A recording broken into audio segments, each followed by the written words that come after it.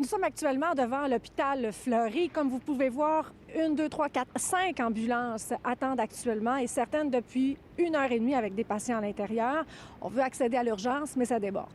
Il y en a même qui attendent un lit dans des bureaux d'évaluation. C'est dangereux pour les patients, c'est dangereux pour aussi les infirmières.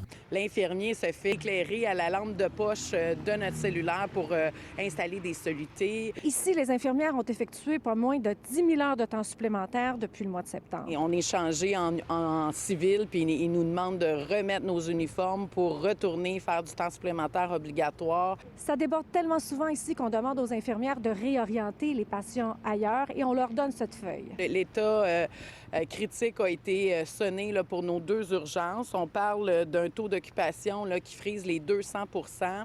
À l'hôpital Sacré-Cœur, on est allé jusqu'à instaurer un système de tableau de performance où les noms des infirmières qui réussissent le plus à réorienter les patients sont inscrits sur de petites étoiles. On se créerait au McDo avec l'employé du mois. Il y a des grandes préoccupations quant à leur imputabilité. Se questionnent à savoir, bien là, j'ai-tu pris la bonne décision de le référer ailleurs ou il aurait vraiment fallu qu'on le voie ici dans nos lieux?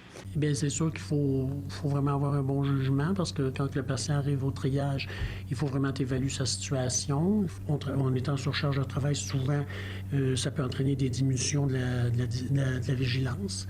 Cette infirmière d'expérience me raconte qu'elle doit faire au moins 50 heures semaine, à part le temps supplémentaire obligatoire. Ça m'est déjà arrivé. Moi, j'ai travaillé 16 heures sans boire d'eau. Le lendemain, je suis arrivé chez moi, j'étais brûlé, fait que j'ai dormi. Je me suis réveillé, puis là, j'avais une infection urinaire. Là, j'avais du sang. J'étais obligé de venir à l'urgence pour... je ne m'étais pas hydraté du tout. Selon le syndicat, ici, on gère l'urgence selon la moyenne d'âge des patients. J'ai arrivé qu'on me dit ben c'est tous des jeunes, fait qu'on il y a beaucoup de jeunes, on couchera pas là, mais c'est pas vrai, on a couché quand même de la salle d'attente qui était jeune.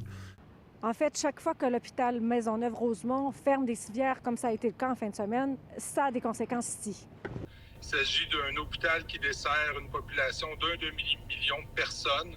Ça met extrêmement de la pression sur l'équipe qui est en place. Puis quand cette équipe-là n'est plus capable d'offrir les services, bien nécessairement, les autres installations payent le prix.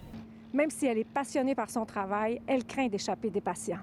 Puis là, tu arrives le lendemain, l'autre te dit, ben, t'as oublié tel médicament. J'adore ma profession, mais on dirait qu'à un moment donné, t'es comme, j'aime ça, mais j'aime plus ça non plus, là, tu sais. Quoi qu'il en soit, l'infirmière n'a jamais vécu une situation pareille et doute fort que Santé Québec trouvera quelque part une baguette magique. À Montréal, Véronique Dubé pour Nouveau Info.